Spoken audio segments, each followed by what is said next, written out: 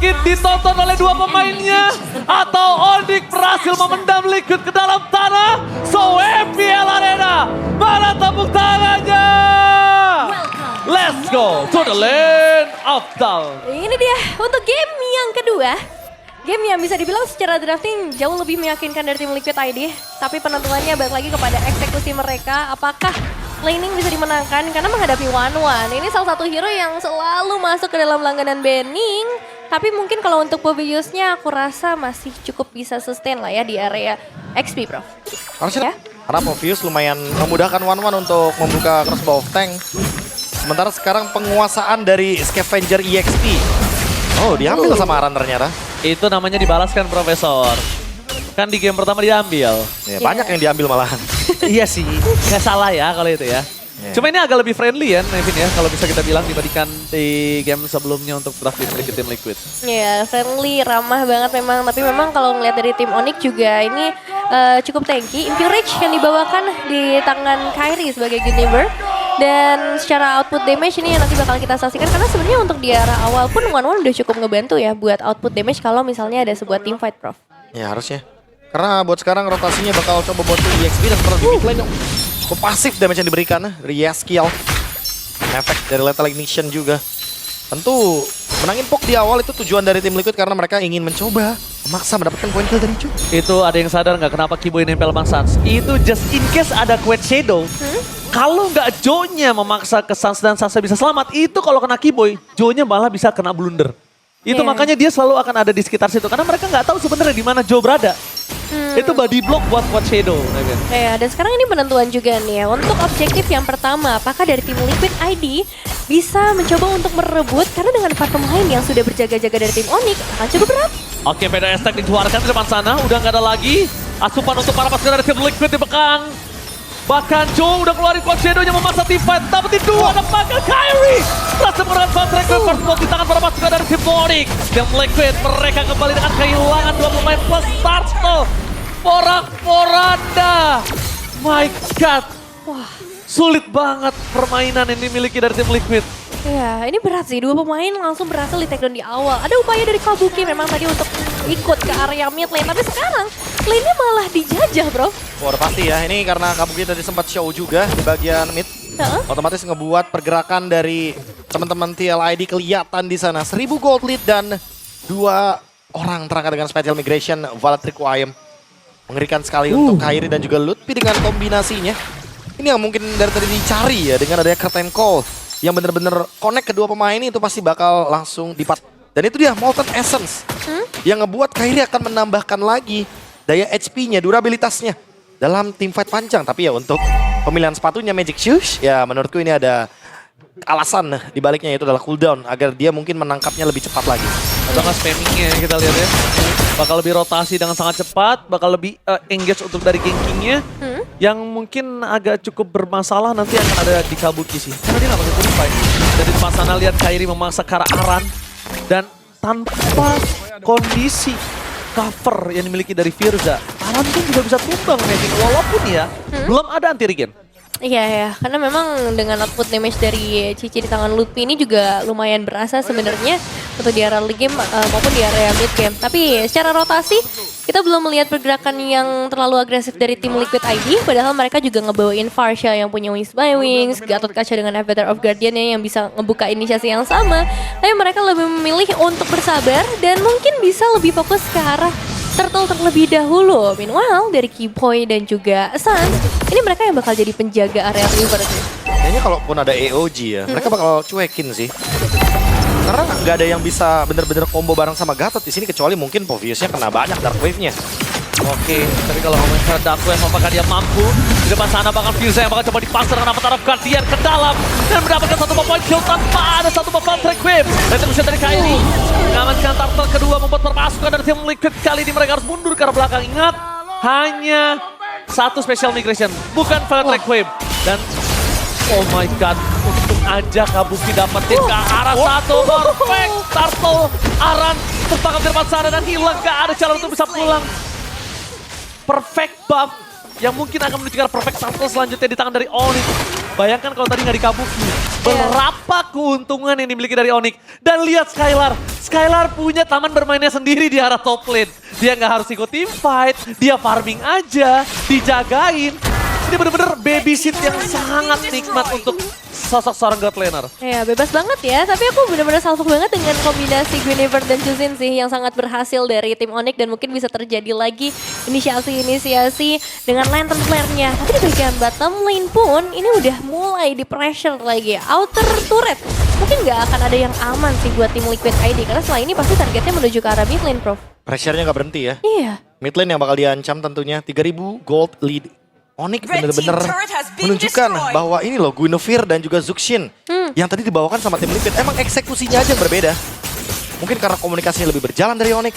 Dan mereka lebih mencoba untuk punya badan kan dengan Keyboy dan Hylos-nya. Yang dari tadi bener-bener ngebukain jalan buat Sans, buat Kairi. Jadi seolah-olah semua damage dari tim Liquid itu masuknya ke arah Keyboy. Tapi semua damage dari Onyx masuk ke Aran, Yeskiel, dipaksa mundur, dan bahkan Firza mungkin jadi korban.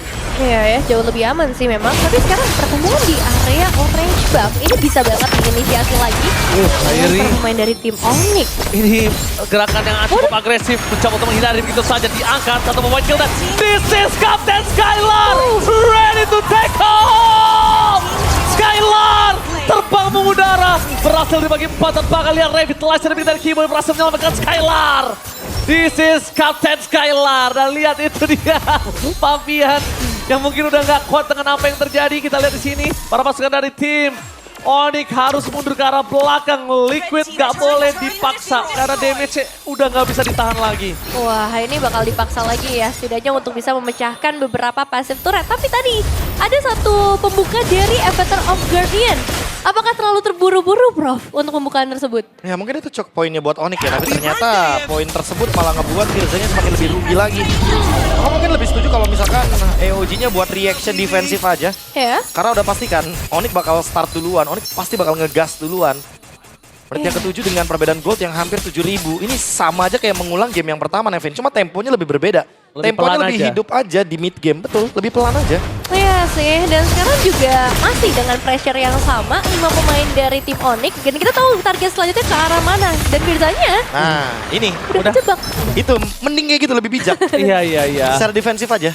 Tapi kalau kita lihat Shadow S-Drake yang dikeluarkan dari Yeskiel kali ini benar-benar agak rusuh ya di belakang ya, saya lihat-lihat ya. Heboh ya? Saya lagi nge-cast sampai salah fokus dari tadi ya. Weh. Oke.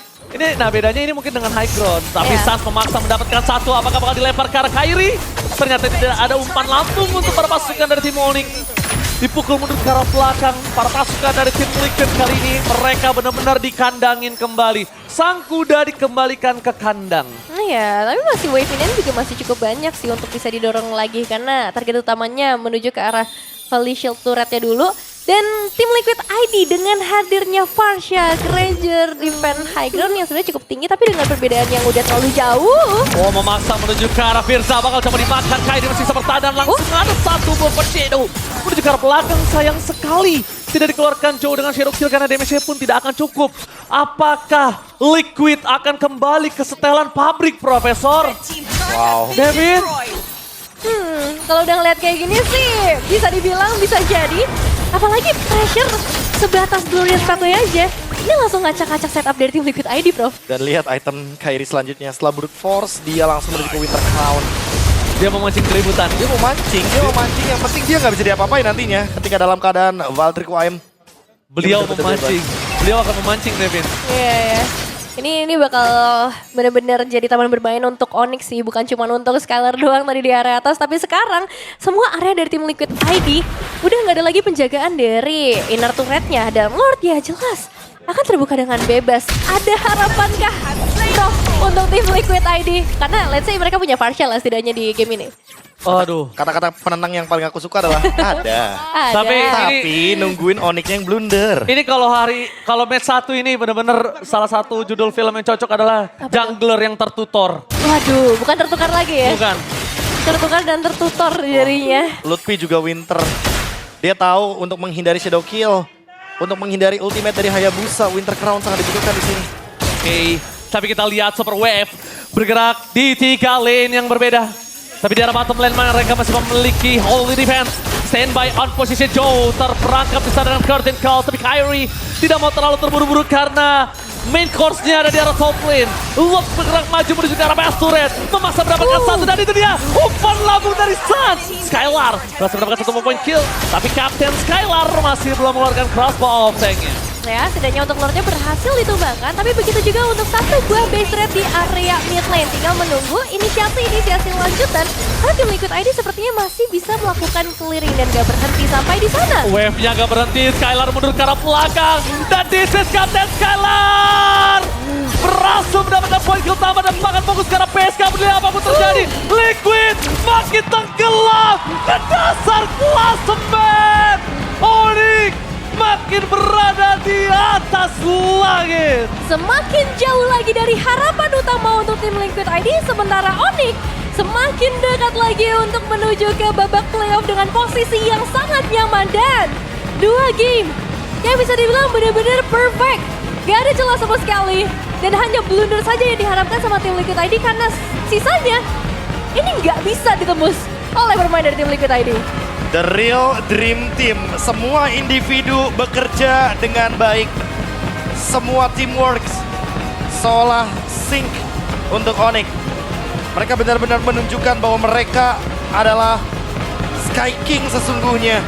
Mereka benar-benar ada di urutan pertama dan TLID. Mereka makin tenggelam dalam keadaan 0-7 di dasar klasmen. Wow, ini kemenangan yang sangat perfect untuk Onyx di 2 game yang mereka lalui. Yep. Dan bahkan kalau bisa kita bilang ini makin tenggelam ke dasar klasemen untuk Liquid. Benar-benar kembali ke stand pabrik, gak ada poin kill yang didapatkan Profesor dan Evin. Ya. Nih penembusan ke area BC juga bisa dilakukan dengan sangat mudah. 3 wave minion yang berhasil didorong dengan baik. Inisiasi yang langsung masuk ke bagian belakang. Hilangnya Joe di awal. Ini juga jadi satu bahaya yang cukup besar. Jadi ini dia untuk pemenang dari match kita kali ini. Langsung saja kita serahkan kepada Bude Clara Mosta.